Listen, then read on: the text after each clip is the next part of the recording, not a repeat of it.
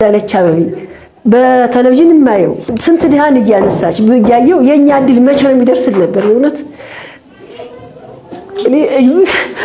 እግዚአብሔርኛ ፈጥሮ ጥለናል። ለምን የሚያገናኝ የለም እግዚአብሔር ወይ ያርኩኝ ስል እግዚአብሔር ደግሞ በሴፍቲ ምክንያት ይደርሶኛል። ደስተኛ ነኝ። እልም አይርበንም በእውነት አሁን በተሰጠኝ የመስሪያ ቦታ በጣም ደስተኛ ነኝ። ለወደፊቱ ለራሴ ተቀይሬ ሌሎችም እንደኔ እህቶች የሥራ እድል ፈጥሬ ዛሬ 5 ዓመት ተቀይሬ ለሌሎች እህቶቼ ደግሞ ይሄንን ለቅቄ እኔ ያው የተሻለ ቦታ ላይ ደርሳለሁ ማስበው። ስሜ ጥሩ ቀለም ላቀው ባላለው ብዙ ችግር ደርሶብኝ ነበርና ልብስ ማጠብ፣ አሻሮ መቁላት፣ የሰው ኩሽና ወጥ መስራት እየተመላለስ እንጀራ ገዝተን ከሱቅ ተገዝቼ እበላለሁ።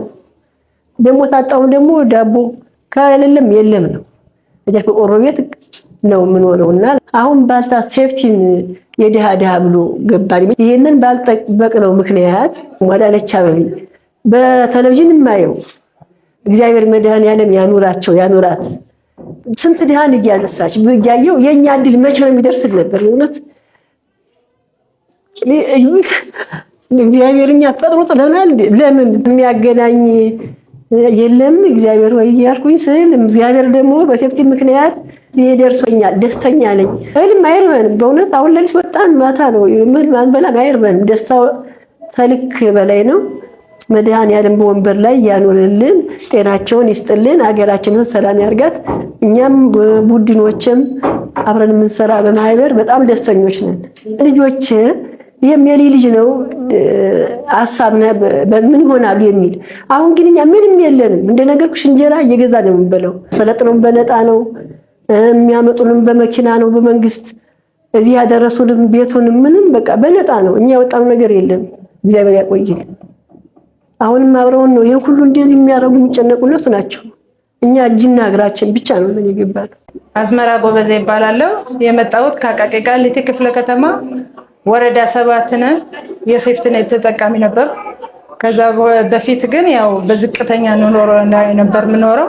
በየ2 ሳምንቱ የስልጠና በወረዳችን እንዲሁም ደግሞ በቴክኒክና ሙያ የንግድ ክህሎት ስልጠና ወስጃለሁ።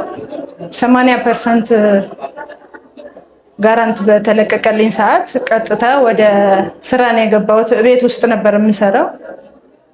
ከዛ በኋላ አሁን የተሻለ ኑሮ ላይ ነው የምገኘው። ለወደፊትም ያው ትልቅ ቦታ ለመድረስ ነው ሐሳቤ። ሞዴል ተብዬ ነው እንትን የተባልኩት። ትኩረቱን ሰጥተውኛል እና በዛ የተነሳ ያው ለሴፍቲኔት ሰርቶ ያው ክብርት ከንቲባችን በሰጡት እድል መሰረት እኔ አግኝቻለሁ። በጣም ደስተኛ ነኝ። ለምን የመስሪያ ቦታ ውስንነት ነበረብኝ፣ ግን አሁን በተሰጠኝ የመስሪያ ቦታ በጣም ደስተኛ ነኝ። ለወደፊቱ ለራሴ ተቀይሬ ሌሎችም እንደኔ እህቶች የሥራ እድል ፈጥሬ ዛሬ 5 ዓመት ተቀይሬ ለሌሎች እህቶቼ ደግሞ ይሄንን ለቅቄ እኔ ያው የተሻለ ቦታ ላይ ደርሳለሁ ማስበው። ሰበሰባለሁ ይሄ ይደረግልን። ይሄ ብዙ ጥያቄ ነበረ። እኛ ሰርተን ምን እንለወጣለን አለ ጥርጥር።